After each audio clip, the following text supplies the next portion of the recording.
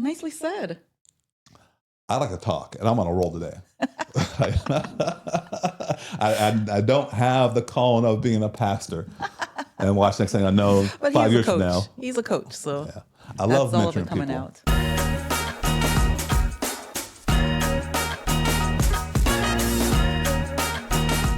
I do. It's coming out. Yeah. So So that's tip number one. And the thing is, I know one little tip is find a book about values. The Bible can do it. Just find and align yourself together. What are your values of your household, and what are the values you're going to leave your kids by?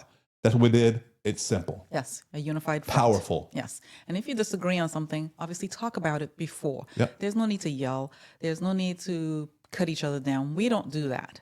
We don't yell. We don't cut each other down in front of the children. All of those things we don't do. Oh my God, yeah. We have that conversation behind doors. And if I disagree, I don't yell. I don't manipulate. I don't come off a certain way. It's just a respectful conversation back and forth.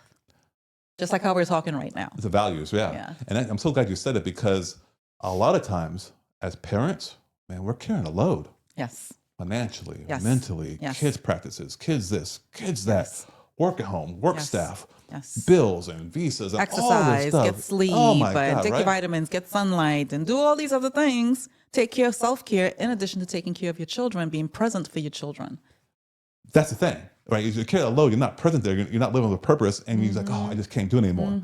And that's why we do the mentorship to tackle that issue alone, and we just love doing it. But when you make those type of decisions, even the decisions to not do the self-care, but decisions to lash out and argue, tip number 2 is you gotta think about the long-term consequences of your decisions and your actions. Whether good or bad.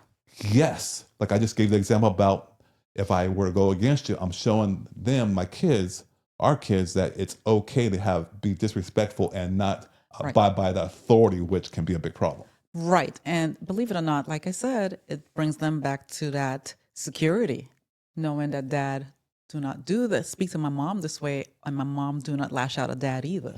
So that unified front, it really grounds that child, and it gives them that security, and it also shapes their behavior, believe it or not. It 100% shifts their behavior, because the actions become tomorrow's habits. Yes. Habits get you the results. Yes. So how you change the results is you change your habits, you change your actions. How you change your actions, change your thoughts. You got to change your belief system. You got to change what gives your belief system, your values. So it all goes back to your values. That's the ground, the how should I say, ground zero, the starting point. Tip number 1 is the most important. You got to do it. Because as you make decisions and do these actions, thinking long term, you got to think about the adult that you're shaping. Yes. Yes. So if you want kind, very caring children to grow up to be kind, caring humans, you have to do that from young. Yep. As we've said before. Because as parents, we're leaders. Yes. You got to be the leader. Yes. You have to be the leader of the house. And when it comes to the fathers, we need fathers in the household. Yes. Straight up, because they are the head authority figure of the house. Yes. I'm not saying authoritarian type of style. Right. But they are the guiding ship. They're guiding the ship. They're the captain of the ship. Co-captain has a lot of say. But at the end of the day, as the captain, co-captain, we have to lead our family, our kids with a vision and not convenience. Correct.